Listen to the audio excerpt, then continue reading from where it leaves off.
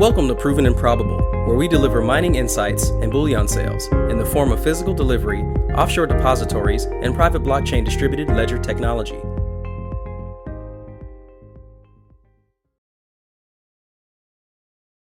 Welcome to Proven and Probable, where we deliver mining insights and bullion sales. I'm your host, Maurice Jackson. Joining us for a conversation is legendary investor Rick Rule of Sprott, USA. Mr. Rule, welcome to the show.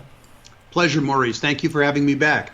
Always the honor to have you join us. Rick, I would like to begin our discussion with the research and analysis your team is always conducting regarding the deep values and discounts for speculators in the natural resource space.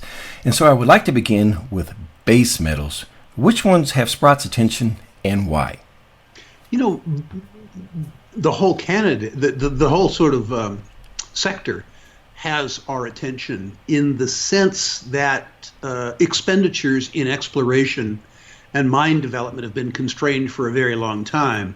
And if those aren't addressed, you will begin to see sort of epic supply destruction take place. Supply destruction is a circumstance in a depleting business like a resource business, where if you don't make significant sustaining capital investments, your ability to produce is constrained. So as an example, in the zinc markets, in the copper markets, in the nickel markets, certainly in the uranium markets, we have a circumstance where at current prices, there's no incentive for new production.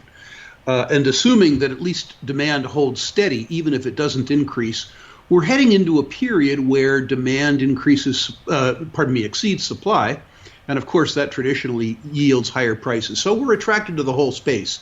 The only thing that makes us a little cautious about the space is that the economic recovery that we're in is 9 years old now. I'm not an economist, I'm a credit analyst.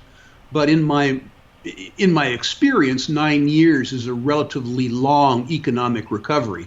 And should the economic recovery begin to fade, at the same time that supply concerns emerge, demand might reduce too. But on balance, we're still very attracted to those industries. As you know, Maurice, several of those industries, in particular copper and uranium, have treated Sprott extremely well in the last 30 years. Yeah, they certainly have. And correct me if I'm wrong, you were referencing demand here. The world is going to be consuming about, in the next 25 years at a compounded growth rate of 3% annually, more copper. And that's also going to meet with historic records of consumption. More than all of recorded history, we're going to have more copper consumed in the next 25 years. Is that correct?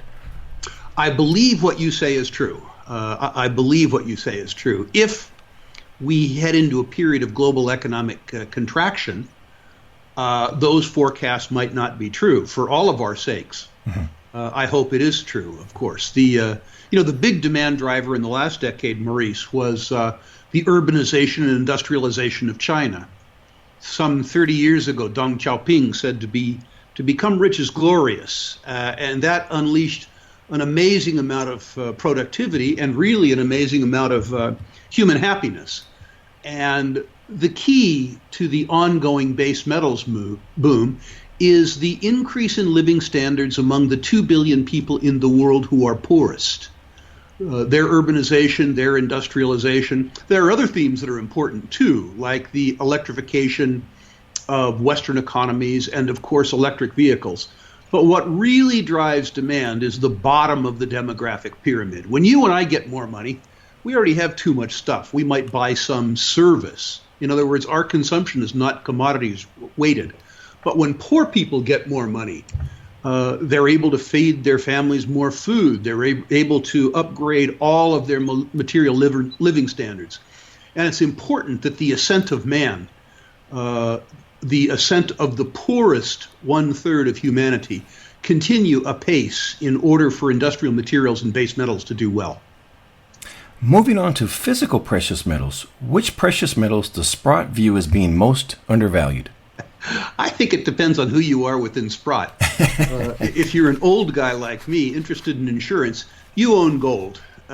Gold has done well through a millennium in terms of being a store of value and insurance against the idiocies of the ways that we vote as a collective. Now, traditionally, of course, when the gold price has done well, the silver price does even better. It's called poor man's gold for a reason.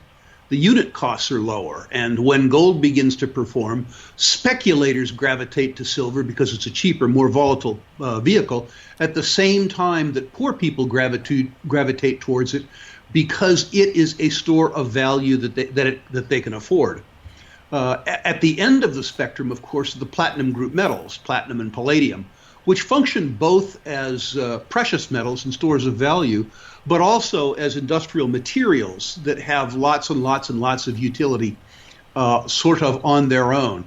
I suspect if you looked as against historic norms, that the most undervalued of the family of base metals is, of course, platinum. And I just want to correct you for precious metals, not base metals. But yes, thank you. I'm sorry, Maurice. No worries. How about the extraction of precious metals? Does Sprott favor the miners or the junior miners? Well, I think, again, that depends on who the customer is. We have customers that are general market securities investors for whom we buy the biggest of the big and the safest of the safe, the sort of Franco-Nevadas of the world. Our reputation has been built on much more speculative names. There's a information disequilibrium, meaning that there isn't much information available about companies in the sub-billion or even sub-100 million market cap space. And traditionally, Sprott has outcompeted its competitors precisely in that space.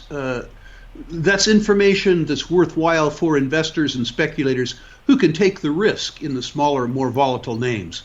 Certainly, I can say to you without qualification, Maurice, that all of the money I invest today, sensibly, I made by speculating. And so at heart, I'm still a speculator.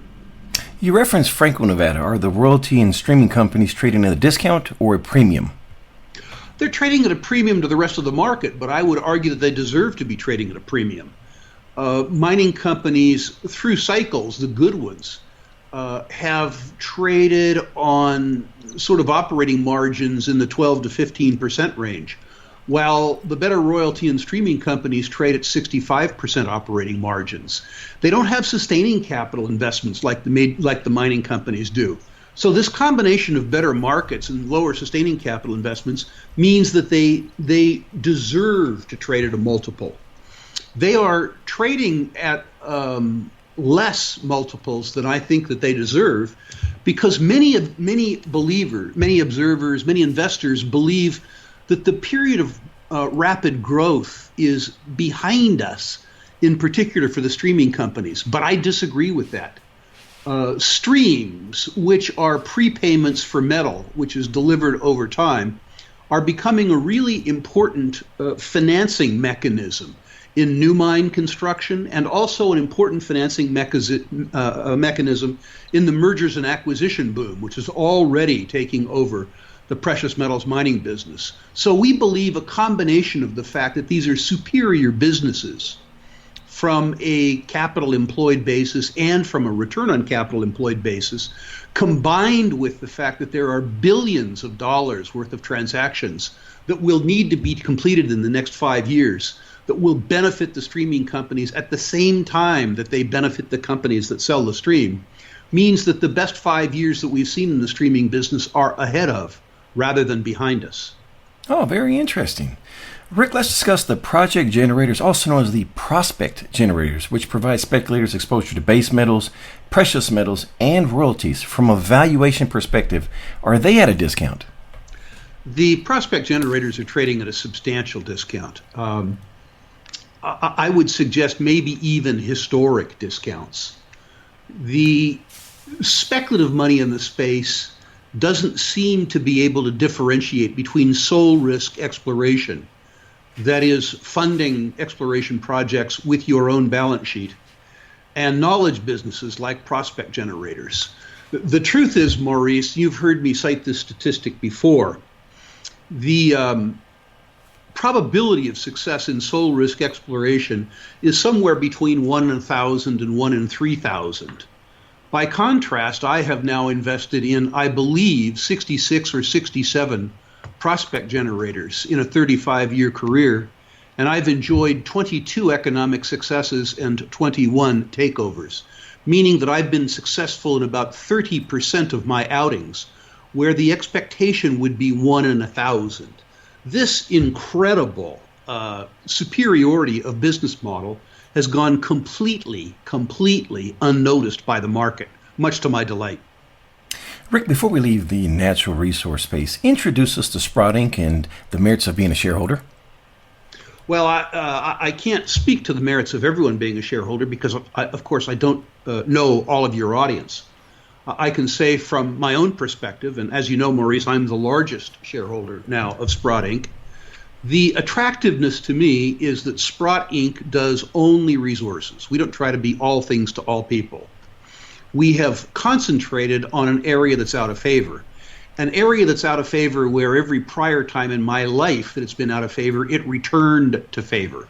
Sprott's market share offering financial services to investors in natural resources and also to natural resource issuers grows and grows and grows, even as our competitors shrink or in some cases die.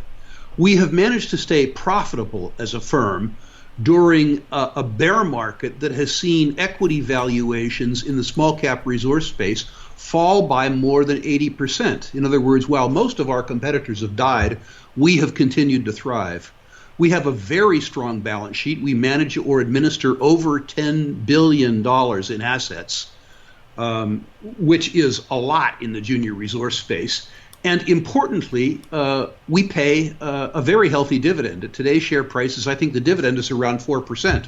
If you were to buy, a broad-based natural resources mutual fund, you'd probably be paying 125 basis points. That is 1.25% management fee. If you buy Sprott, which gives you the same diversification, we pay you a 4% dividend. So it's pretty compelling arithmetically, even aside from all of the other benefits that you might see owning Sprott. And just for our audience members, the stock symbol for Sprott Inc. is SII, and on the OTC is SPOXF. Let's transition the focus on the conversation from Sprott USA to Rick Rule. I'm often asked, Maurice, do you know what Rick is buying? And it's a valid question, but I would be more inclined to find out what you're buying, when you're buying it, why you're buying it, and equally on the selling side. So is there a way that I may invest with Rick Rule? There, in fact, is. I have been asked for investors for years to construct an account product that would buy what I bought and sell what I sold when I bought it and what I sold it. When I sold it, pardon me. The consequence of that is that there is now a Rick Rule managed account where investors will open an account and their orders will be placed concurrently with mine. In other words, you won't buy stuff after I bought it. You won't sell it after I sold it. I'm not going to try and worry about what I think you ought to do as an investor. You have to buy into the fact that you want to do what I do as an investor. So, in fact, every on-market transaction in resources that I do, that is everything that I do with the exception of private placements, which I do in private placement partnerships, will take place in the Rick Rule account. I've allocated $1 million to it personally. When that money has been fully invested, I'm about 55% invested now, I'll allocate another $1 million and then a further $1 million. I intend to have $3 million invested in this account. And as I say, everything that I do in the small cap natural resource space, I will do in this account. And everybody who opens this Rick Rule managed account will invest simultaneously alongside me. And what are the investment themes here? There are 3 investment themes currently, but I need to say, Maurice, this is what I do with my own money. So as the ideas that I think are attractive will change, the account will change too. The themes that I find attractive right now, and the 3 themes that I'm pursuing aggressively as we speak, are, in the first instance, mergers and acquisitions. We're seeing a really unprecedented wave of mergers and acquisition in the mining and gold mining business. The Barrick Randgold merger, the Newmont Goldcorp merger, the takeover of Tahoe by Pan American, the very recent acquisition by Santa Barbara of Atlantic.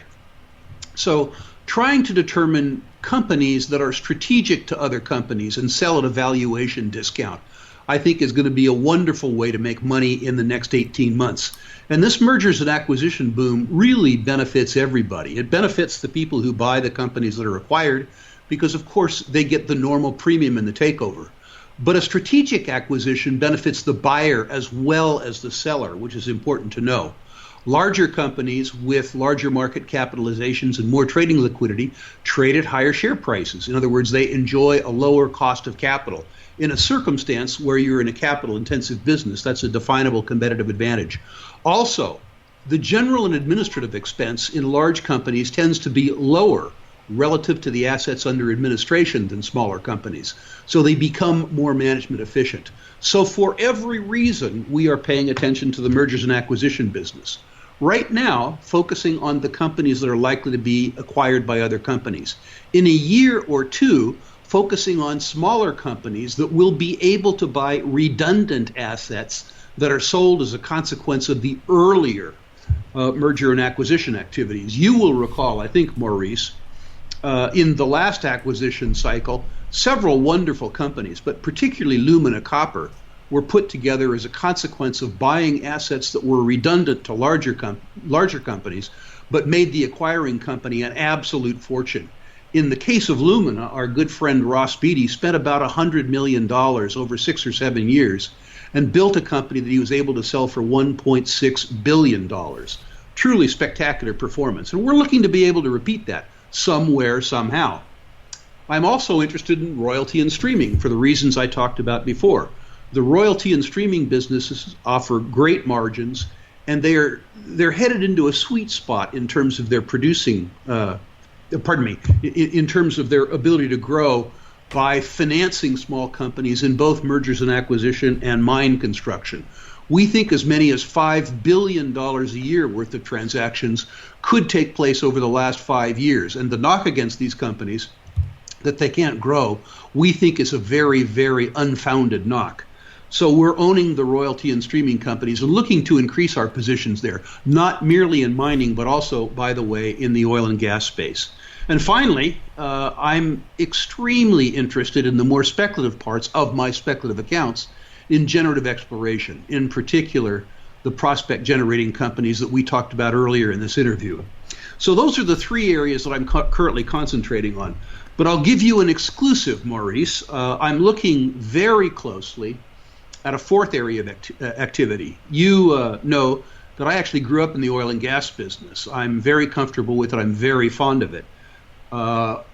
Right now, we see incredible opportunities in the small cap Canadian oil and gas space.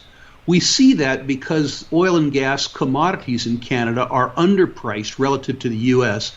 as a consequence of politically inspired pipeline capacity constraints outside of Alberta. The Canadians have done a very odd thing in the context of voting for increased poverty in Canada. Provincially, of course, the socialists were in place in Alberta, the NDP, and mercifully for everybody, they were thrown out of office. The last political obstacle to the oil and gas business in Canada is, of course, federally in Ottawa, where Justin Trudeau, who is notoriously anti-energy, is prime minister.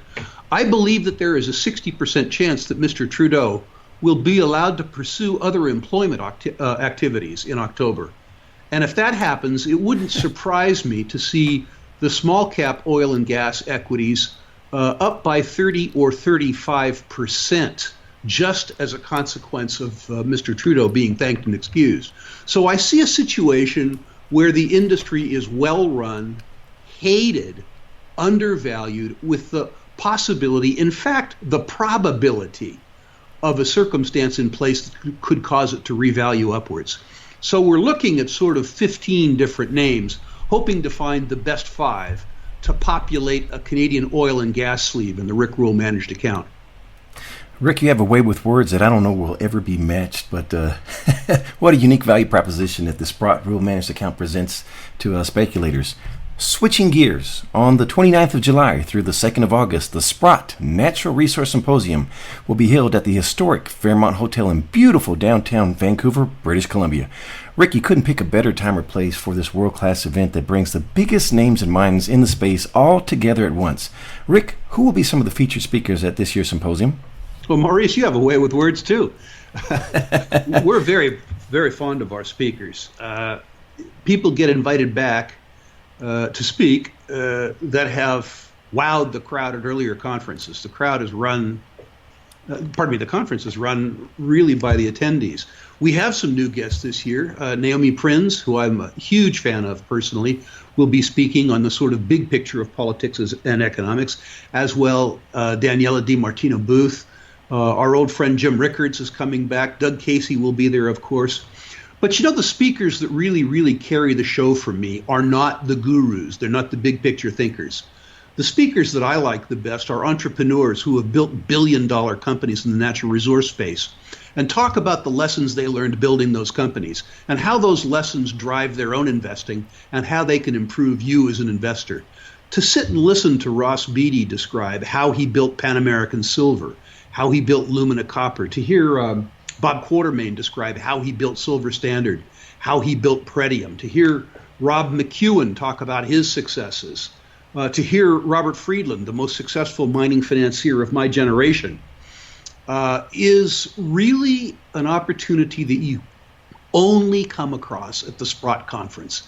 And I would say that the real defining characteristic of the Sprott Conference is a plethora of people who have built billion-dollar companies from scratch, telling you how they did it and why those lessons are important to you.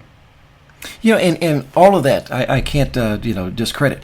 But equally important, I find as well, from a personal experience, Rick, has to be the attendees. I find that the intellectual capital and experiences they bring is of equal value. Talk to us about that.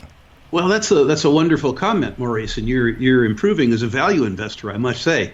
They're going to be sort of 700 high net worth people who are contrarian enough to want to come to a resource conference when all of their competition is in the cannabis business on the corner. This is a high quality group of people. The idea that all of the knowledge in the conference emanates from the dais out to the crowd is silly. There's going to be 700 hardworking rich people there, following them around, listening to their questions, comparing notes with them. Very, very important. As I say, the conference is actually, for us, governed by the attendees. Every good idea I've had in the conference business, and a couple of bad ones too, have come to me from the attendees. They're a really special lot of people. Ladies and gentlemen, this is truly a world-class event. To register for the Sprott Natural Resource Symposium, simply visit our homepage and click on the icon here, Sprott Natural Resource Symposium, and then click on the registration tab. Before we close, in previous interviews, I've referenced how I would listen to an interview like this and apply this buckshot approach to adding companies into my portfolio, and that is not a prudent way to speculate. Does Sprott still offer a free grading of one's natural resource portfolio? We absolutely do. I love talking to your listeners, Maurice. They're a great group of folks. All somebody has to do is email me personally, rule, that's R-R-U-L-E, at sprottglobal.com. It's important because I'm an old guy, not technically sophisticated, that you put in the body of the email the name and symbol of every company in your resource portfolio, and I will grade those on a 1 to 10 scale, 1 being best, 10 being worst, and also make comments where it's appropriate and send it back by return email. This is, of course, an inducement to get you to talk to me so that I can talk you into coming to the Sprott Vancouver Natural Resource Investment Symposium. But notice that unlike other advertisers, I'm giving value for your attention. And to assist in streamlining those emails, we ask that you please put proven and probable in the subject line. Last question. Rick, what did I forget to ask? I think that was a pretty thorough discussion. Probably in subsequent interviews, I don't think we have time today, but I think we should revisit a theme that we talked about 5 years ago, which is Pareto's Law and the unequal distribution of management talent and investment talent in the population. The fact that if 80% of utility is generated by 20% of the population, then arithmetically 64% or something is generated by 4% and 40% is generated by 1%. And the importance of aligning yourself as an investor with the 1% of populations that have the best outcome in any given activity. I think that's an extremely important topic, and I look forward to discussing it with you in the future. Certainly will, and I remember that discussion in 2015 at the Oxford Club Investment U Conference. I remember that specifically. For additional inquiries about today's discussion and Sprott USA and for all their products and services, please visit www.sprottusa.com or call 800-477-7853. That number again is 800-477-7853. Finally, we invite you to visit us at Proven and Probable. We deliver mining insights and bullion sales.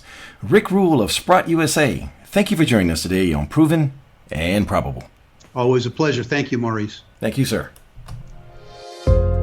The information presented on Proven and Probable is provided for educational and informational purposes only, without any express or implied warranty of any kind, including warranties of accuracy, completeness, or fitness for any particular purpose. The information is not intended to be and does not constitute financial, investment, or trading advice, or any other advice. You should not make any financial, investment, or trading decision based on any of the information presented without first undertaking independent due diligence and consultation with a professional broker or competent financial advisor.